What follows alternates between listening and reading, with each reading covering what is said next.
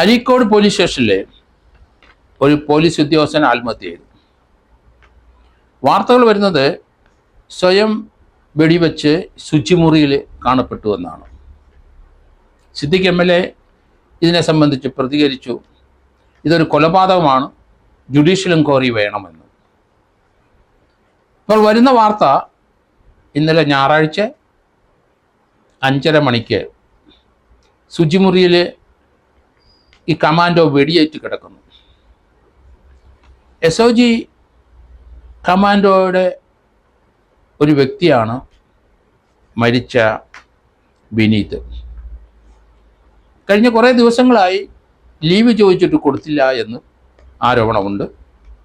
ഭാര്യ ഗർഭിണിയാണ്, ഗർഭിണിയെ കൊണ്ട് ആശുപത്രി പോകണം, അത് ലീവ് കൊടുത്തില്ല.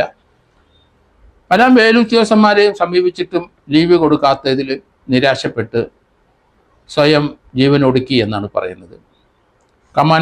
എല്ലാ കമാൻഡോയുടെ കയ്യിലും അവരവരുടെ കയ്യിൽ തോക്കുണ്ട്, റിവോൾവറുണ്ട്, അല്ലെങ്കിൽ പിസ്റ്റളുണ്ട്.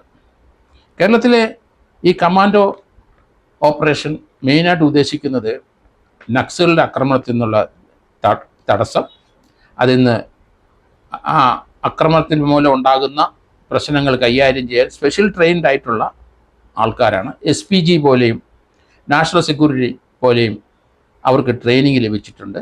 കേരളത്തിലെ മലപ്പുറത്തും കണ്ണൂരും വയനാടും നക്സലിൻ്റെ അക്രമം ഉണ്ടായ സന്ദർഭത്തിൽ 2013 ഇത് രൂപീകരിച്ചതാണ്. 2008 ബോംബെയിലെ വെടിവെപ്പ് നമുക്കറിയാം.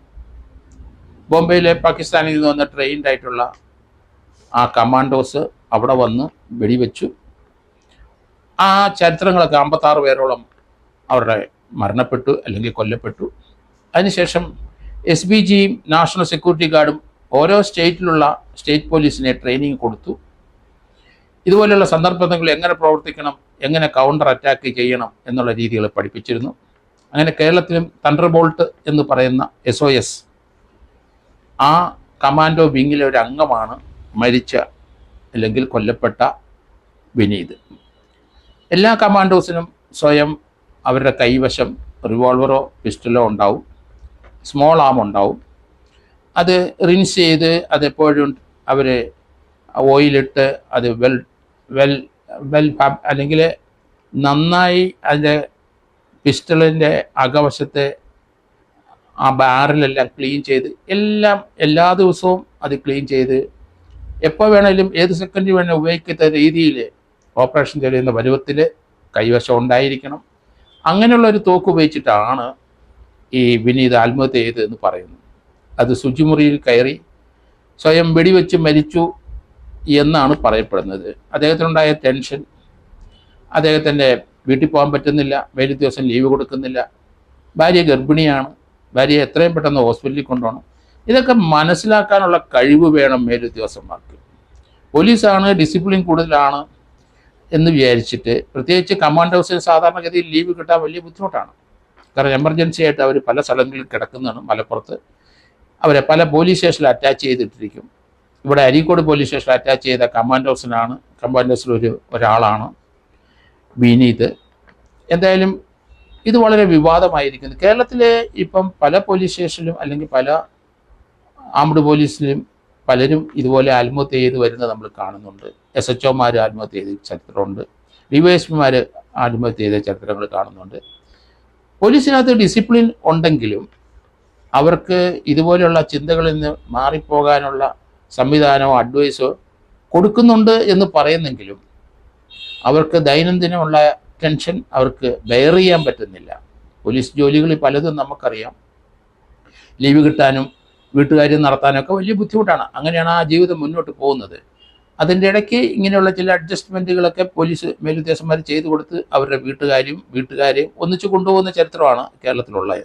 പക്ഷേ ഇപ്പോഴത്തെ പോലീസിൻ്റെ ജോലിയുടെ ഭാരം കൊണ്ട് പലർക്കും അവരുടെ കുടുംബത്തെ സംരക്ഷിക്കാനോ അവരുടെ കാര്യങ്ങൾ അന്വേഷിക്കാനോ മക്കളുടെ വിദ്യാഭ്യാസം കാര്യം അന്വേഷിക്കാനോ ഭാര്യയുടെയും മാതാപിതാക്കളുടെ രോഗവിവരങ്ങൾ അന്വേഷിക്കാനോ ഒന്നും അവർക്ക് സമയത്ത് വീട്ടിൽ പോകാൻ കഴിയുന്നില്ല. പല തന്ത്രബോൾട്ടിലുള്ള പല ആൾക്കാരും എന്നോട് ബന്ധപ്പെട്ടിട്ടുണ്ട്, പല കാര്യത്തിനും അഡ്വൈസ് ചോദിച്ച് വന്നിട്ടുണ്ട്. അവർ ചിലർ അൺഓതറൈസ്ഡ് ഭാര്യയ്ക്ക് അസുഖമായിട്ട് അല്ലെങ്കിൽ ഭാര്യയെ മെൻ്റൽ ഹോസ്പിറ്റലിൽ ട്രീറ്റ്മെൻ്റ് ഉള്ള ഒരാൾ എന്നെ കണ്ടിരുന്നു.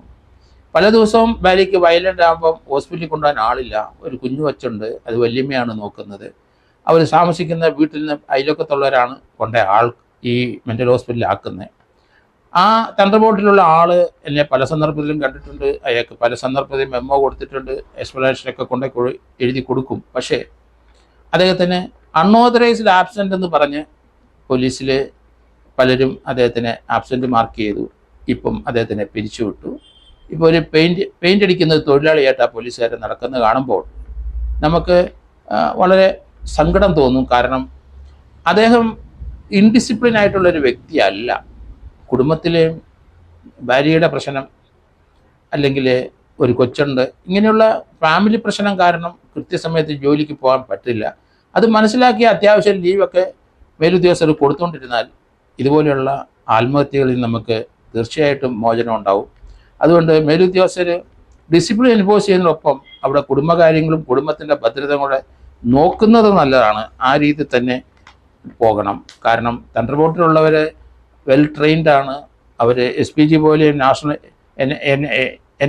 NSG പോലെയൊക്കെ ട്രെയിനിങ് കിട്ടിയവരാണ്. അവർ ഏത് സമയം മൂവ് ചെയ്തുകൊണ്ടേയിരിക്കും. എമർജൻസി ആയിട്ടുള്ള സ്ഥലങ്ങളിൽ പെട്ടെന്ന് അവർ പൊയ്ക്കൊണ്ടിരിക്കും. അതുപോലെ മലപ്പുറം ജില്ലയിലെ നക്സലൈറ്റ് ആക്രമണം നമുക്കറിയാം. അതുപോലെ തന്നെ വയനാട്ടിലുണ്ടായിട്ടുണ്ട്, കണ്ണൂരിലുണ്ടായിട്ടുണ്ട്.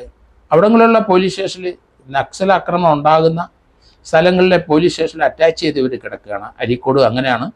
ഈ വിനീത് ഉൾപ്പെടെയുള്ള കമാൻഡോസ് അവിടെ കിടക്കുന്നത്. അദ്ദേഹത്തിന് അവിടുന്ന് വീട്ടിൽ പോകാൻ ഒക്കുന്നില്ല. വയനാടാണ് വീട്.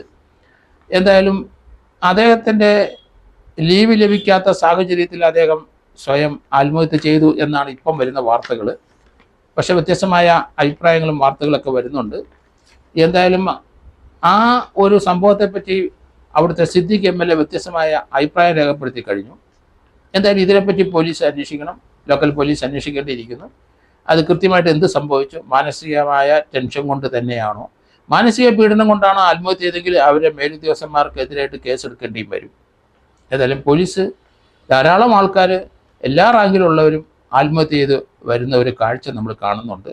അതുകൊണ്ട് അടിയന്തരമായി ഈ കാര്യത്തിൽ ആഭ്യന്തരമന്ത്രിയും അതുപോലെ ആഭ്യന്തര സെക്രട്ടറിയും DGP ഉൾപ്പെടെയുള്ളവരും അവരുടെ മേലുദ്യോഗസ്ഥന്മാരും എല്ലാം കൂലങ്കഷമായി ഈ പ്രശ്നം ചർച്ച ചെയ്തിട്ട് ഏതായാലും അടിയന്തര സന്ദർഭങ്ങളിൽ അവർക്ക് 2, 3, 4 ദിവസം ലീവ് കൊടുക്കുന്നതിന് തയ്യാറാകണം. പ്രത്യേകിച്ച് ഈ വെള്ളി, ശനി, ഞായർ ദിവസങ്ങളിലൊക്കെ ആയിരിക്കും അവർക്ക് കൂടുതൽ സൗകര്യം. വീട്ടുകാരുടെ ഒപ്പം ക്ലാസ്സുള്ള ദിവസങ്ങളൊക്കെ പോയാൽ കുട്ടികളെ കാണാൻ ഒക്കില്ല.